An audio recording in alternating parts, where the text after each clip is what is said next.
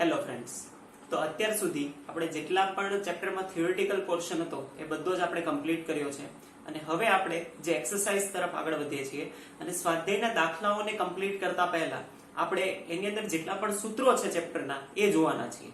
એટલે જ્યારે પણ તમે દાખલા ગણવા બેસો અથવા તો એક્સરસાઇઝ સોલ્વ કરવા બેસો તો એકવાર આ લેક્ચરમાં રહેલા બધા જ સૂત્રોને એકવાર રિવાઇઝ કરી લો તો તમે આરામથી બધા દાખલા ગણી શકશો. તો આપણે સ્ટાર્ટ કરીએ છીએ. શરૂઆત જ્યારે આપણે કરી હતી તો આપણે પ્રક્રિયાના વેગથી શરૂઆત કરી હતી. પ્રક્રિયાના વેગ અને પ્રક્રિયાના વેગ એટલે કે દર એટલે કે રેટ ને આપણે એવી રીતે દર્શાવેલો હતો સરેરાશ વેગથી. તો કઈ રીતે દર્શાવેલો હતો તો એ આપણે યાદ કરીએ તો સરેરાશ વેગ છે જે r એવરેજ, રાઈટ? તો એને એવી રીતે આપણે દર્શાવેલો હતો કે જો પ્રક્રિયકના સંદર્ભમાં હોય તો minus delta of r divided by delta of t, અને જો પ્રોડક્ટ એટલે કે નિપજના સ્વરૂપમાં હોય તો plus of delta of p divided by delta of t. પરંતુ તમને ધ્યાનમાં હોય તો આપણે એવું કીધું હતું કે આ પ્રક્રિયા કઈ હતી? તો આ પ્રક્રિયા હતી r gives p માટે, એટલે કે રિએક્ટન્ટ gives પ્રોડક્ટ. આવી સિમ્પલ રિએક્શન માટે જો આપણે r એવરેજ શોધતા હોઈએ તો r એવરેજ એટલે કે સરેરાશ વેગ આ રીતે આપણે શોધી શકીએ છીએ. પછી આપણે એવું કીધું હતું કે સરેરાશ વેગને પ્રક્રિયાનો વેગ લઈ શકાય નહીં. તો પ્રક્રિયાનો વેગ કોને લેવાય? એના ત્વરિત વેગને. તો આપણે કહીએ છીએ કે પ્રક્રિયાનો વેગ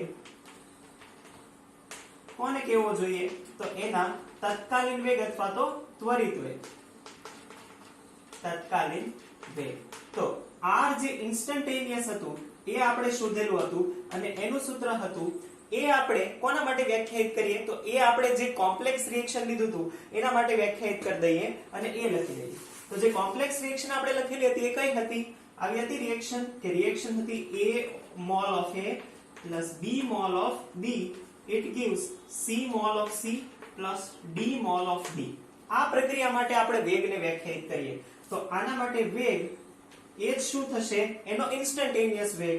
તો એનો ઇન્સ્ટન્ટેનિયસ વેગ r ઇન્સ્ટન્ટેનિયસ એટલે જ આપણે લખેલું હતું માઈનસ ઓફ 1/a. જે પણ તત્વયોગમિતિ છે પ્રક્રિયક કે નિપજની એને આપણે ડિવાઈડ કરીશું તો 1/a dA divided by dt same is equal to minus of 1/b d of b divided by d of t same is equal to plus 1/, હવે નિપજ માટે આપણે જ્યારે લખતા હોય તો એ આવશે plus 1/c d of c divided by dt is equal to plus 1/d d of d divided by dt થશે.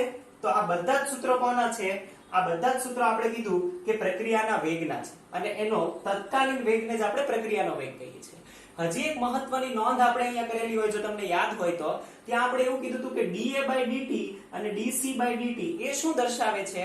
તો એ માત્ર પ્રક્રિયક a નું બનવાનો અથવા તો ઘટવાનો દર દર્શાવે છે. એટલે કે પ્રક્રિયક છે તો એ ઘટશે તો dA/dt એ a ના ઘટાડાનો દર અને dC/dt એ c ના વધારાનો દર દર્શાવે છે. તો એ પણ આપણે લખી દઈએ જેથી આપણને ધ્યાનમાં રહે. તો અહીં આ સૂત્ર છે એટલે નીચે તમારે લખવાનું કે અહીં dA/dt રાઈટ સેમ dB/dt પણ એ જ દર્શાવે છે, રાઈટ? પણ આપણે કોઈ એક પ્રક્રિયક માટે લખી રાખીએ કે એ પ્રક્રિયક a ના ઘટાડાનો દર દર્શાવે છે. ઘટાડાનો દર એટલે તે ઘટાડાનો વેગ. સેમ એવું કહી શકીએ કે જે dC/dt છે અથવા તો dD/dt છે એ નિપજના બનવાનો દર દર્શાવે છે. ના બનવાનો દર તો આ દર્શાવે છે. તો આના પરથી આપણે પ્રક્રિયાના વેગ વિશે સંપૂર્ણ વાત કરી. હવે પ્રક્રિયાના વેગ પછી આપણે આગળ વધ્યા હતા અને આપણે વેગ નિયમ તારવેલો હતો. તો વેગ નિયમ આપણે લખી દઈએ છીએ. તો વેગ નિયમ શું હતો? તો આપણી પાસે વેગ નિયમ હતો અથવા તો રેટ લો, જેને આપણે આવી રીતે કહેતા હતા કે કોઈ પણ પ્રક્રિયાનો વેગ એટલે કે રેટ ઇઝ ઇક્વલ ટુ એને પ્રક્રિયાના વેગને આપણે આવું કીધું હતું કે minus of dr/dt is equal to k into r raise to n, right? અહીંયા k અને n શું છે એ પણ લખી દઈએ તો આપણને ધ્યાનમાં આવે કે k એ વેગ અચળાંક છે અને n શું થશે? n પ્રક્રિયાનો ક્રમ. પ્રક્રિયાનો કુલ ક્રમ અથવા તો ક્રમ ધ્યાનમાં રહેશે. તો આ વેગ નિયમની આપણે વાત કરી. આને હજી એક આપણે કીધું હતું કે આ જે સમીકરણ આપણે તારવેલું હતું એને આપણે કીધું હતું વિકલનીય વેગ સમીકરણ. તો તમે વેગ નિયમ અથવા તો આ સમીકરણને વિકલનીય વેગ સમીકરણ પણ કહી શકો છો. થશે. આગળનું જે સૂત્ર આપણે તારવેલું હતું એ હતું વિકલનીય વેગ સમીકરણ પછી સંકલિત વેગ સમીકરણ, અને એ શૂન્ય ક્રમની પ્રક્રિયા માટે તારવેલું. તો સ્ટાર્ટ કરીએ છીએ શૂન્ય ક્રમની પ્રક્રિયા માટે. ચાલો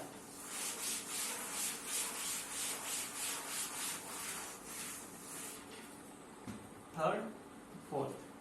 તો હવે આપણે શૂન્ય ક્રમની પ્રક્રિયા માટેના જેટલા સૂત્ર છે ને એ પણ સાથે લખી દઈએ. તો સ્ટાર્ટ કરીએ છીએ શૂન્ય ક્રમની પ્રક્રિયા માટે. શૂન્ય ક્રમની પ્રક્રિયા માટે પહેલા તો આપણે તારવેલું હોય એનો વેગ અચળાંક. તો એનો વેગ અચળાંક આપણે લખી દઈએ k is equal to આપણે શું તારવેલું હતું r0 minus rt divided by r0 minus rt divided by t. આ રીતનું જે આપણે સૂત્ર તારવેલું હતું એ કોના માટેનું હતું? આ સૂત્ર આપણે તારવેલું હતું શૂન્ય ક્રમની પ્રક્રિયા માટે વેગ અચળાંકનું સૂત્ર. સેમ આપણે શૂન્ય ક્રમની પ્રક્રિયા માટે t હાફ નું સૂત્ર તારવેલું હતું. t હાફ તમને યાદ હોય તો અર્ધ આયુષ્ય સમય, રાઈટ? તો ત્યારે આપણે એવું કીધું હતું કે આ હતું r0 by 2k, r0 by 2k. થશે. તો આ શૂન્ય ક્રમની પ્રક્રિયા માટે વેગ અચળાંક અને અર્ધ આયુષ્ય સમયના જે સૂત્રો છે એ સાથે આપણે લખી દીધા.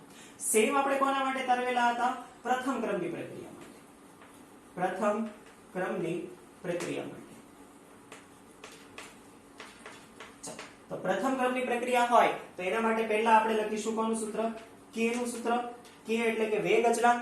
વેગ અચળાંકનું સૂત્ર આવું હતું 2.303 divided by t log of r0 divided by rt હતું આ સૂત્ર, રાઈટ? સેમ આપણે t હાફ નું સૂત્ર તારવેલું હતું તો એ પણ લખી દઈએ કે t હાફ હતું 0.693 divided by k, 0.693 divided by k, right? A r0 થી સ્વતંત્ર છે અને k ના વ્યસ્ત પ્રમાણમાં છે. તો આ આપણે કોની વાત કરી હતી? આ આપણે t હાફ પ્રથમ ક્રમની પ્રક્રિયા માટે વાત કરી હતી. હવે તમને યાદ હોય તો આપણે n માં ક્રમની પ્રક્રિયા માટે પણ લખેલું હતું, પણ આપણે જ્યારે બોર્ડમાં કોઈ પણ દાખલા સોલ્વ કરીશું તો એમાં આપણને n માં ક્રમનું નથી આવતું, પણ છતાં રેફરન્સ માટે આપણે n માં ક્રમનું પણ લખી રાખીએ તો આપણને ધ્યાનમાં રહે. તો જે ચલાયમાન જે છે કે પ્રોપોર્શનાલિટી જે હતું એ આપણે યાદ રાખી લઈએ. તો આપણે આવું લખેલું હતું કે n માં ક્રમની પ્રક્રિયા માટે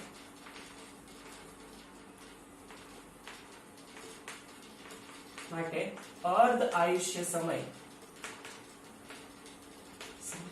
એમાં બે વાત લખેલી હતી. પહેલી તો હતી કે t half always inversely proportional to k, t half always inversely proportional to k, અને બીજી વાત લખેલી હતી કે t half is directly proportional to r0 raised to 1 minus n, r0 raised to 1 minus n. પ્રારંભિક સાંદ્રતાના જે સમપ્રમાણતા છે એ 1 minus n એટલે કે એની ઘાત 1 minus n હોય આવી રીતે ચલાયમાન થશે.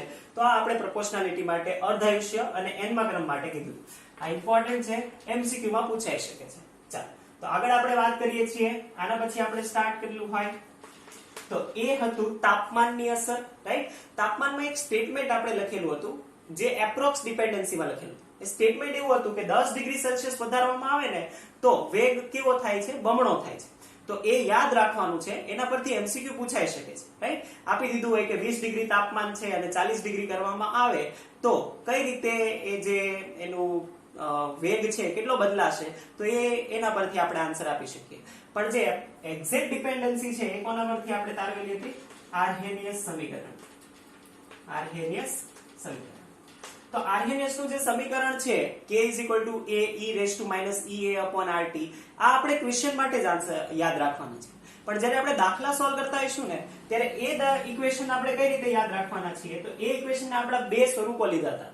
તો એ સ્વરૂપ આપણે યાદ રાખવાના છીએ. એ આવું હતું કે log of k is equal to log of a minus ea/2.303 rt.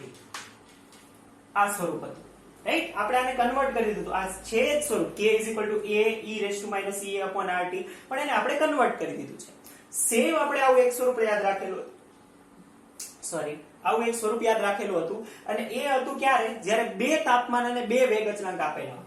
તો બે વેગ અચળાંકની વાત કરીએ છીએ કે જ્યારે K1 અને K2 અને T1 અને T2 આપેલા હોય. તો એના માટે આપણે લખીશું કે T1 તાપમાને વેગ અચળાંક છે K1 અને T2 તાપમાને વેગ અચળાંક છે K2.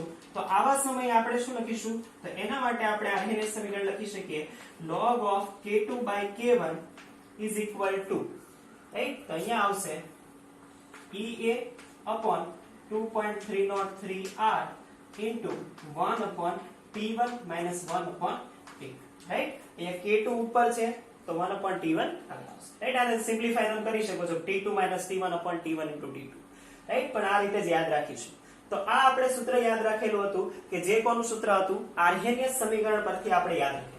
હવે છેલ્લું જે સમીકરણ હતું એ છેલ્લું સમીકરણ આપણે અથડામણના સિદ્ધાંતમાં જોયું હતું, એટલે કે સંઘાતના સિદ્ધાંતમાં વેગનું સૂત્ર જોયું હતું, રાઈટ? તો એ પણ આપણે યાદ રાખી લઈએ છેલ્લું સૂત્ર. તો સંઘાતનો સિદ્ધાંત, રાઈટ? તો એમાં આપણે કીધું હતું કે વેગ ઇઝ ઇક્વલ ટુ શું હતું? અહીંયા હતું z એટલે કે ફ્રીક્વન્સી ફેક્ટર, રાઈટ? આવૃત્તિ અવયવ ZAB into P e raised to minus EA upon RT. તો આ છેલ્લું સૂત્ર આપણે સંઘાતના સિદ્ધાંતમાં તારવેલું હતું કે જ્યાં ZAB શું છે એ પણ લખી દઈએ કે ZAB એ આવૃત્તિ અવયવ અથવા તો ફ્રીક્વન્સી ફેક્ટર છે, રાઈટ? અને P એ સંભાવ્યતા અવયવ છે, પ્રોબેબિલિટી ફેક્ટર. તો આ બે વાત કરી હોય છેલ્લા સિદ્ધાંતમાં, રાઈટ? તો આ સૂત્રો છે કે જે આપણે ટોટલી જે ચેપ્ટરના એક્સરસાઇઝ ગણવાના છે હવેથી એમાં આપણે યુઝ કરવાના છે. તો આ બધાની જ આપણે વિગતવાર અગાઉ વાત કરી હતી લેક્ચરમાં. આ થયું એનું બ્રીફમાં બધા જ ઇક્વેશનોનો લેક્ચર. Thank you.